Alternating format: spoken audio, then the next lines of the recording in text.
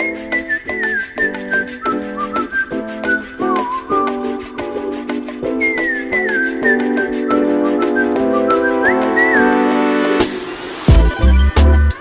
Sobat Samuel, di series video ini kita akan bahas fitur-fitur penting di Star Desktop yang akan memudahkan kamu untuk mengenali sisi fundamental saham-saham pilihanmu. Seperti kata pepatah, tak kenal maka tak sayang. Nah, supaya keputusan investasimu semakin matang, tentunya kamu perlu kenali lebih dekat saham-saham pilihanmu. Ada berbagai cara yang bisa Sobat-Sobat Samuel lakukan untuk kenal lebih dekat dengan suatu saham. Cara yang paling mudah adalah dengan membaca laporan keuangan emitennya. Laporan keuangan sendiri berisi data-data terkait kinerja keuangan suatu emiten. Terus, di mana kita bisa mendapatkan laporan keuangan emiten? Selain di website emiten yang bersangkutan, laporan keuangan emiten biasanya juga tersedia di website Bursa Efek Indonesia. Tapi, untuk Sobat-Sobat Samuel pengguna Star, nggak perlu pusing-pusing cari laporan keuangan di website-website tadi. Kamu bisa akses laporan keuangan semua emiten yang terdaftar di Bursa Efek Indonesia cuma dengan beberapa klik aja di Star Desktop. Berikut caranya. Pertama, di halaman utama Star Desktop, klik menu Stock Recommendation di bagian atas.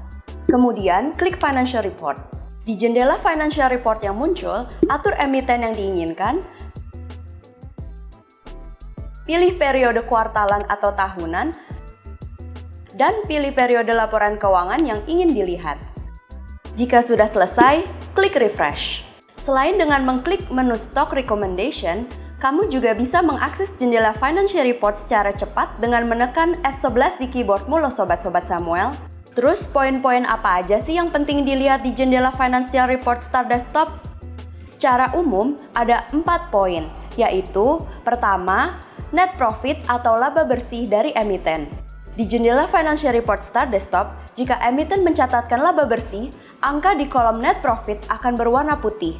Dan jika emiten mencatatkan kerugian bersih atau net loss, angkanya akan berwarna merah. Yang kedua, total equity yang berasal dari total aset dikurangi total liabilitas atau kewajiban.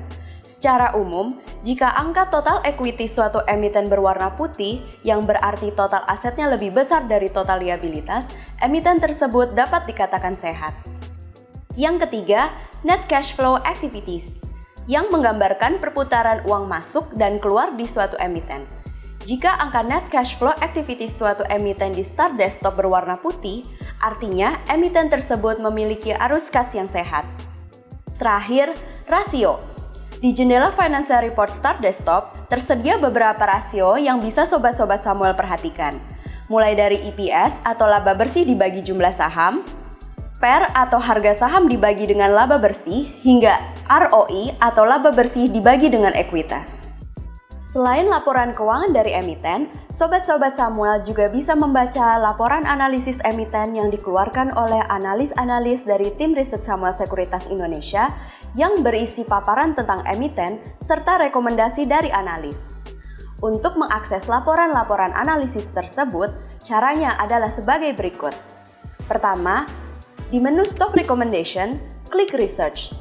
Kedua, pada jendela Research, klik Filter.